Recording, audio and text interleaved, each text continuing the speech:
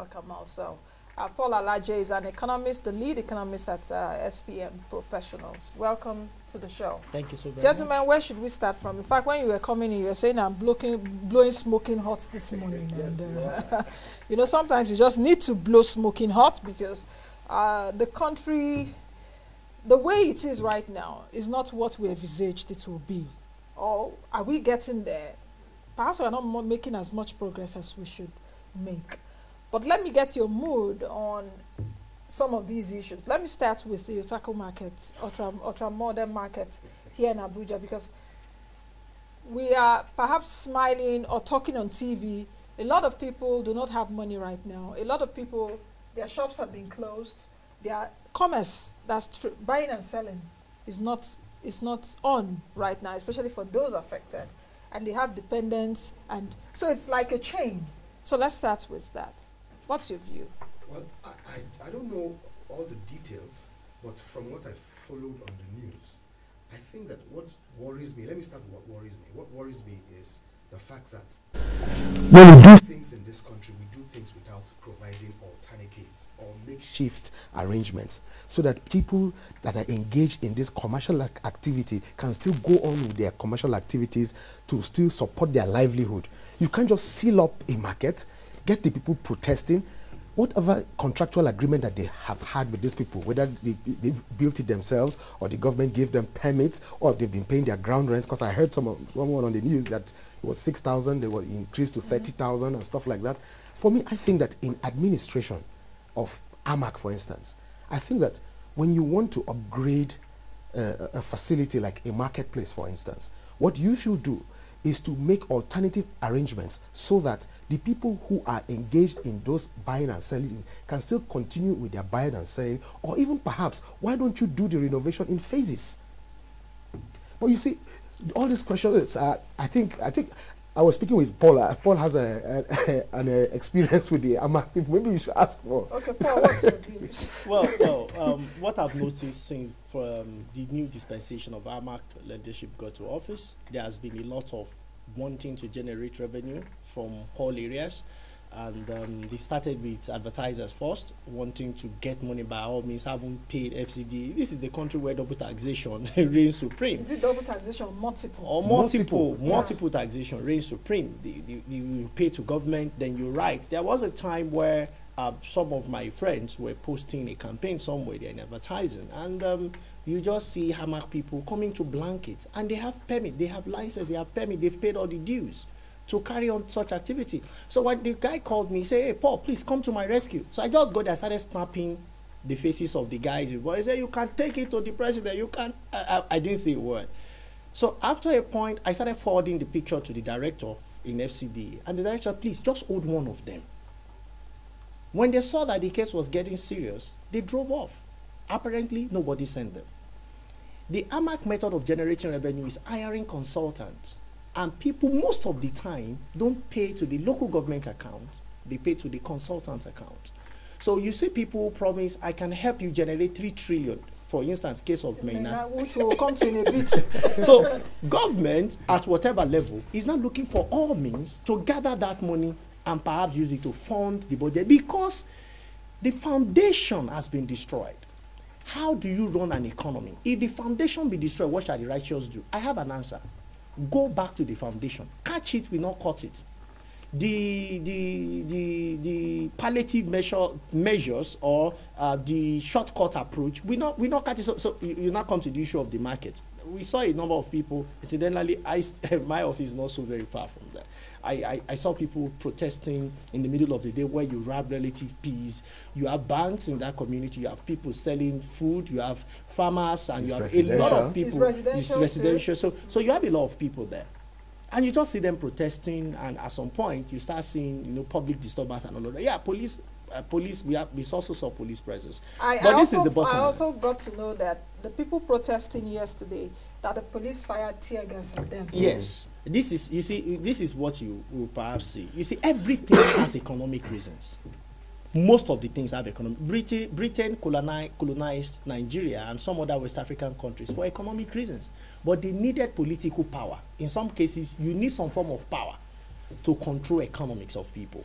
The truth is that the government wants to either generate or resell the market or buy people out, as the case may be, which has been the experience over time. So I only pity the people. Maybe they will have to run to judiciary for protection in this case. Which the decisions do not come out on time. That also tells us what investments in Nigeria is. Just like I said, if the government says something, the government's word should be their bond. And that's the only one that did not increase in our ease of doing business. One of the things that did not increase is respect for contract. Yes. Yes. So the respect for contract is still very low. Lagos Ibadan Expressway was contracted out under a different administration. A new administration came, cancelled it. The power plant was contracted out to under a different administration. New administration came under the same party, cancelled it. Private refineries were yes. given. So new administration came, cancelled it. So there is no respect for contract. So are we indeed ready for business, or we are just paying lip service? We are just deceiving ourselves, or the leaders are deceiving themselves? We are ready. You know, are we ready for business? Just like you said, the ease of doing business.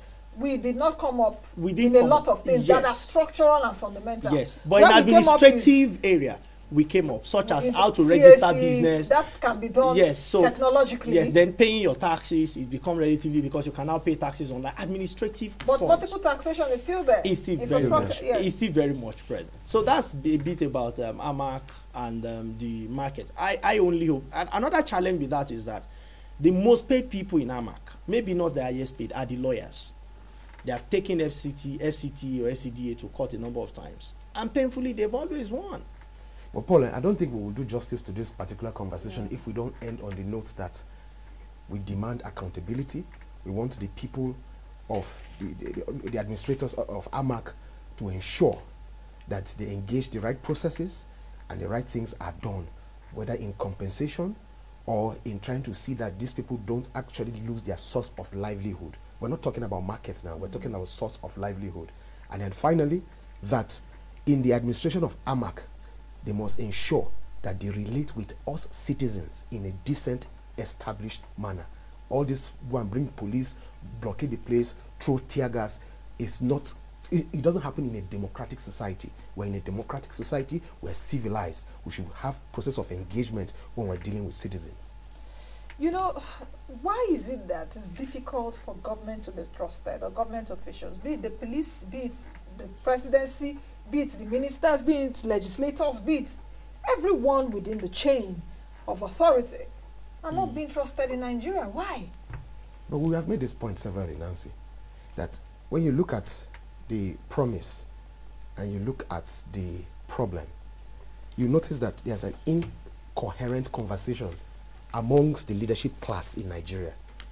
There's that incoherent conversation with regards to how, answering the correct question, how do we move this nation forward?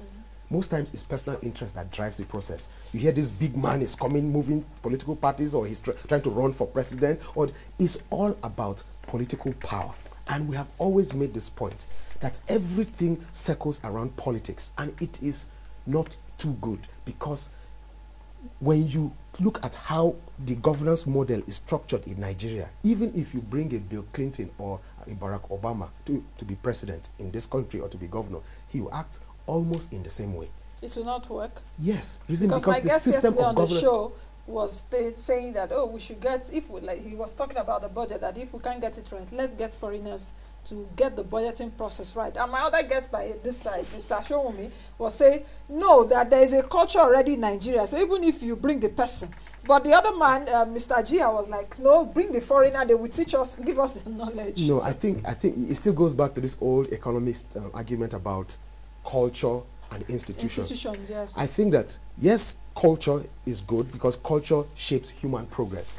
Institutions, strong institutions protect that progress. But at the same time, those institutions are run by human beings. So when you say culture, I don't think it should be a case of culture versus institution, no? Because the institutions are run by human beings who have sets of values. So it still goes back to we as a people. That's why I say the emphasis should be as a people. So this conversation about why don't we trust government, I think it's about the governance model. I made so, especially on the station, that all this conversation about restructuring and all of that, that you can restructure fine, but you have to pay attention to the content. that in the conversation about restructuring, for me, would have been better if we were talking about building governance models. And my starting point would be local governments. That instead of looking at all the federal government or state governments, they say they want more from the federation account and stuff like that, or that the exclusive legislative list is too heavy, that they need to reduce some to the... I say, look, let us talk about governance models. Let's get governors accountable. Let's get legislators into the process. If you go to subnational levels, nothing happens there. The governors are emperors. The local governments are in comatose. So I'm saying, let's restructure that, the governance model first, before we start talking about all these other fancy things, to get government working at the local government level. Imagine a Paul ALAJE staying in say, Buhari local government, for instance, and then his children go to school in Buhari local government, and then he attends PTA meetings in Buhari local government. Which chairman of the local government is going to,